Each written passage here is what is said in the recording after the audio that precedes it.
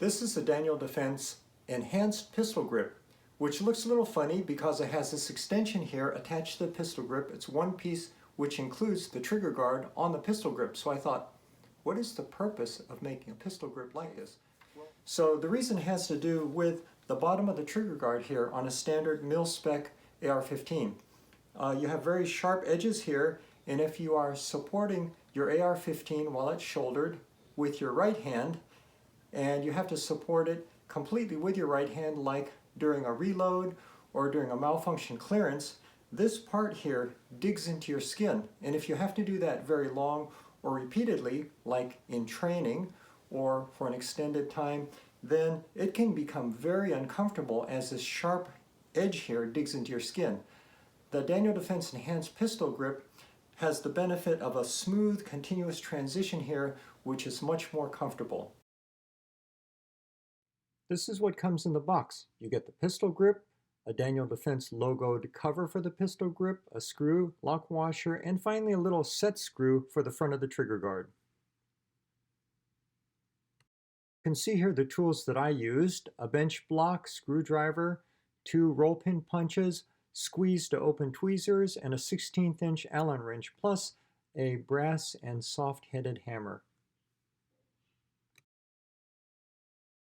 The first step is to remove the current pistol grip.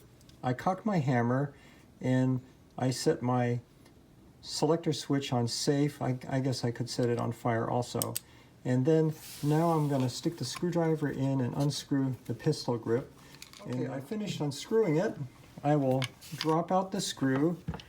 The grip is loosened, but before I remove it, I'll flip it over, and I have to be careful to not lose the spring and the detent which is in here. So I will bring it out there. You can see the screw coming out and the detent's still inside. You can see the little detent fell out, and here's the spring. Now when I reinsert the detent, notice that it has a pointy end. The pointy end has to go up because that's the end that engages the selector switch. Selector switch is loose now, and so it could be flopping around while I'm working on it on the other side. So just to hold it in place, I'll go ahead and put a little masking tape there. After removing the pistol grip, then I still have to remove the trigger guard, and that means, first of all, removing this roll pin there. So I will get my punch there on top of my bench block there, because the pin has to come out the bottom into the hole. So I'll go ahead and pound it. Now I have to remove the front of the trigger guard, and it doesn't use a roll pin. It actually uses a little spring-loaded pin there. So I just have to pull it out like that, and it comes right out.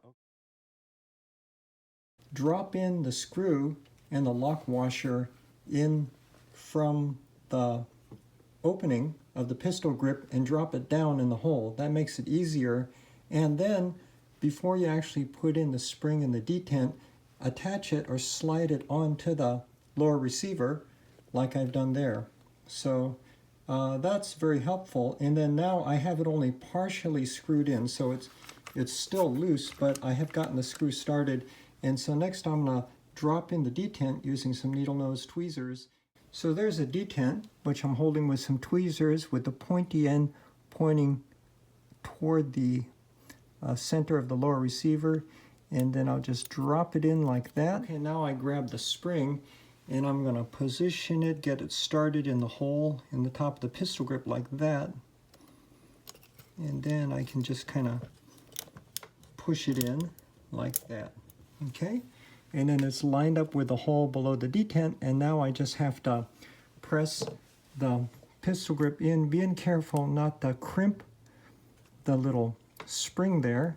Put the set screw in there at the front of the trigger guard, and so I have a little tiny Allen wrench, and I will get it started there like that. So you can probably see it a little better from this angle as I screw it in, and so. And then now I have to just tighten up the screw like that.